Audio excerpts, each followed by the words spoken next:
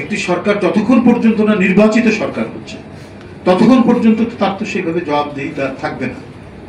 জবাবদিহিতা হয়তো অন্যান্য মাধ্যমে, যদি তার আন্তরিকতা থাকে, গণমাধ্যম আছে, গণমাধ্যম কাজ করছে, সেখানে হয়তো বলতে পারে, কিন্তু এটা কয়দিন নির্বাচিত না হলে পরে ফ্যাসিবাদের দিকে উত্তরণের সম্ভাবনা থাকে, এক নায়কতন্ত্রের দিকে উত্তরণের সম্ভাবনা থাকে, এবং মানে অত্যন্ত বড় পরিসরে জবাবদিহিতা থাকে না, কারণ নির্বাচিত পার্লামেন্ট নাই, জনগণের প্রতিনিধি নাই।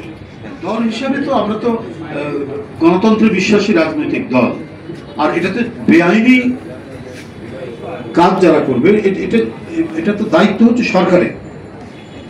আমরা তো দল হিসেবে যদি সেটা প্রতিহত করতে যাই একক দেশে, সেটা হবে একটা গুন্ডামি। সেটা আমরা করবো কেন? সেটা তো সরকার করবে। সরকারের আছে আইন শৃঙ্খলা বাহিনী আছে, তারা করবে। যখন দেখবো আমরা আক্রান্ত হচ্ছি তখন সেটা দলীয় প্রস্তুতির বিষয় রয়েছে। আমরা আক্রান্ত হচ্ছি বটে, কিন্তু আমরা সরকারের উপর যেহেতু আমরা আস্থা রেখেছি, সমস্ত গণতান্ত্রিক শক্তি 5ই আগস্টের পরে গঠিত এই সরকার, অন্তর্বর্তী সরকারের আস্থা রয়েছে, তারা এই বিষয়ে যথাযথ পদক্ষেপ গ্রহণ করবেন যে ফ্যাসিবাদের দোষকদের গলা স্বর কেন আমরা শুনছি, তাদের কণ্ঠস্বর কোথা থেকে তারা বেরিয়ে আসছে।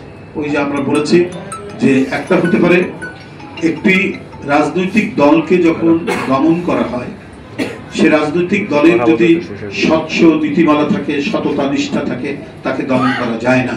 যেমন 15 বছরের ফ্যাসিবাদী জাঁতাকলের মধ্যেও আমরা নানাভাবে, নানা কায়দায় আমরা আমাদের কণ্ঠস্বর, আমরা আমাদের উপস্থিতি বজায় রেখেছি।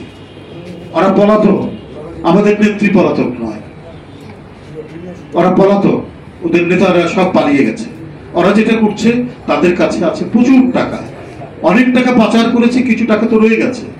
এগুলো দিয়ে তারা বিভিন্ন ধরনের খুনে বাহিনী, ভাড়াটিয়া বাহিনী তারা তৈরি করে বিভিন্ন জায়গায় আক্রমণ করছে। না হলে রাত 3টার সময় মানবেন্দ্র ঘোষের বাড়িতে তারা কিভাবে আক্রমণ করে, একটি গ্রামের মধ্যে, একটি বাড়ির মধ্যে। তো সুতরাং এটা হচ্ছে একটা মানে ক্রিমিনাল অফেন্স।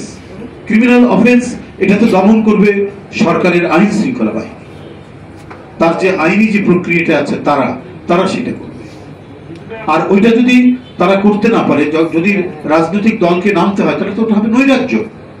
তো আমরা তো নৈরাজ্যে বিশ্বাসী নই, অ্যানার্কিতে বিশ্বাসী নয়, এটা নামবে হচ্ছে সরকারি বাহিনী, তারা সেই জিনিসটাকে সেটা তিনি আপনাদের কাছে কোনো না কোনো সময় পরিষ্কার করবেন। কিন্তু আমরা যারা রাজনীতি করি বা আপনারা যারা রাজনৈতিক বিশ্লেষক, তারা আপনারা নিশ্চয়ই এটা বুঝতে পারবেন। ধন্যবাদ।